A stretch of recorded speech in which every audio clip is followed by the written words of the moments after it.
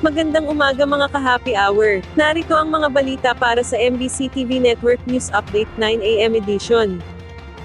Luzon, idinipensa ang pag-iikot at pag-iinspeksyon sa mga flood control projects. Yan ang MBC TV Network News ni Dustin Bayog. Walang magagawa ang paninisi sa pagresolba ng mga palpak o hindi tapos sa flood control project sa bansa. Ito ang dinini Department of Public Works and Highways o DPWH Secretary Vince Dizon matapos ang mga sinasagawa inspeksyon sa iba't ibang bahagi ng bansa.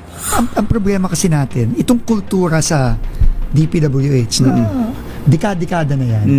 Kultura ng hindi pag-action eh. Oo, nasanay. Kultura ng turuan eh. And syempre, kultura ng pagnanakaw eh. 'Di ba? So, hindi madaling baguhin yun eh. So ako, kung kailangan puntahan ko ng puntahan niya, murahin ko ng murahin para lang matuto at mabago yung kultura, yun ang kailangan gawin. Partikular dito ang binisitang Talomo River sa Barangay Bangkal sa Davao City, kung saan 7 taon umano simula na makaranas ng pagbaha ay wala umano nangyaring development bukod sa hindi tapos sa pagpapataas ng dike upang saday humarang sa agos ng tubig sa kabila ng pagkakaroon ng budget. Bumuelta rito si Davao City 1st District Representative Paulo o Pulong Duterte na tila binalik ang sisi sa administrasyon. Kuma naman yun, DPWH naman may kasalanan. Pero, sino ba ang naglagay ng mga pondo doon? Di ba?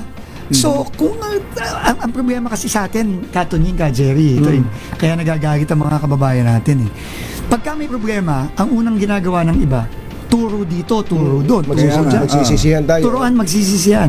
Para sa akin, imbes na yun ang gawin, ba't di na lang tayo magtulungan, di ba? Local government, national government, kongresista, mayor, kung sino man. Sa payag ni Pulong Duterte, isinantabi raw umano ng administrasyon ang kanilang flood control master plan na isinumite noong 2023.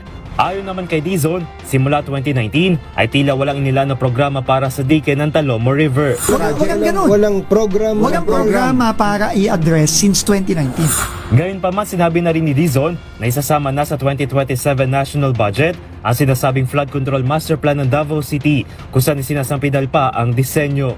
Sa nilabas na bagong payag ni Pulong Duterte, nagpasalamat ito sa kalihim pero may agam-agam sa mga pangako maring hindi matupad at umaasa na hindi lang raw ito magiging isang press release. Samantala, nag-deploy na rin ang equipment kahapon ng DPWH upang simulan ang dredging operation sa Talomo River habang sa susunod na linggo ay sisimulan na rin ang pagpapangat sa dike ng halos 2 metro. Pagtitiyak ng kalihim ay imbestiga nila ang flood control project sa Davao City at may mga pangalang mananagot. Para sa MBC TV Network News, ito si Dustin Bayog ng DZRH TV. Una sa Pilipinas, una sa Pilipino.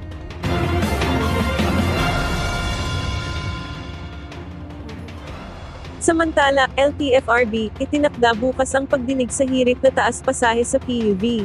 Nakatakdang dinggin ng Land Transportation Franchising and Regulatory Board bukas, August 3, ang mga nakabinding petisyon para sa taas pasahe ng mga pampublikong sasakyan. Pangungunahan ni LTFRB Chairman Vigor Mendoza II ang pagdinig kasama ang mga kinatawan ng 7 transport groups. Ayon kay Mendoza, muling rerepasuhin at kakalkulahin ang hinihinging fare increase, alinsunod sa direktiba ng Department of Transportation. Sasaklawin ng pagdinig ang mga petisyon ng jeepney, UV Express, taxi at motorcycle taxi operators, kabilang dito ang Piston, Manibela at ilang UV Express transport cooperatives.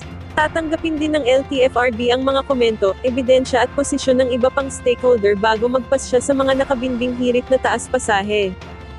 At yan ang mga balita para sa MBC TV Network News Update 9 AM edition.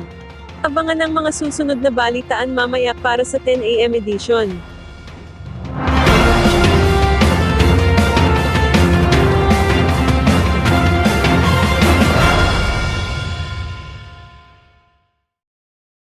Mga ka-happy hour, kung gusto mong manood ang mga balita sa MBC TV Network News Update, mag-subscribe sa aming YouTube channel, i-like ang aming Facebook page, at i-follow sa aming TikTok account.